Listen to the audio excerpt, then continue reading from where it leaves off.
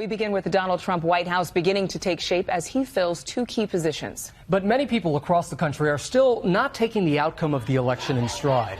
Protesters hit the streets in major cities for the fifth straight night, outraged over Trump's policies and controversial comments. After deriding China throughout much of his campaign, Trump has now spoken to the Chinese president and says they've established a clear sense of mutual respect. And Trump sat down for his first TV interview since the election to clarify some of his signature campaign promises and address the anger on display in many cities. Don't be afraid.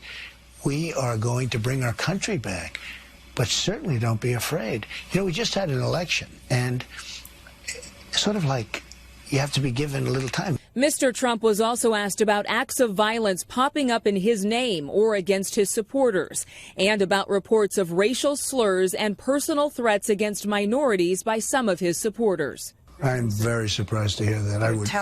I hate to hear that. I am so saddened to hear that, and I say stop it if it helps.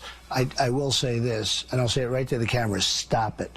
Trump addressed a number of his top campaign promises during the 60 Minutes interview, including building a wall along the Mexican border. They're talking about a fence in the Republican Congress. Sure. Would you accept a fence? For certain areas I would, but certain areas the wall is more appropriate. I'm very good at this. It's called construction. And on his campaign pledge to deport millions of undocumented immigrants, he said that would begin immediately. What we are going to do is get the people that are criminal and have criminal records, gang members, drug dealers. We have a lot of these people, probably 2 million, it could even be 3 million. We're getting them out of our country or we're going to incarcerate.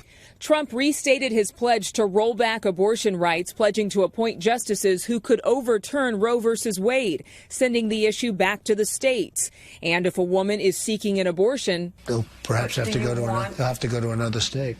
But on another controversial issue, marriage equality, he said the issue of same-sex marriage is settled. These cases have gone to the Supreme Court. They've been settled.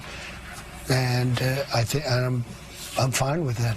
On foreign policy, he was pressed to reveal more details about his plan to defeat ISIS. I don't want to tell anybody anything. Yeah, but what about the American people?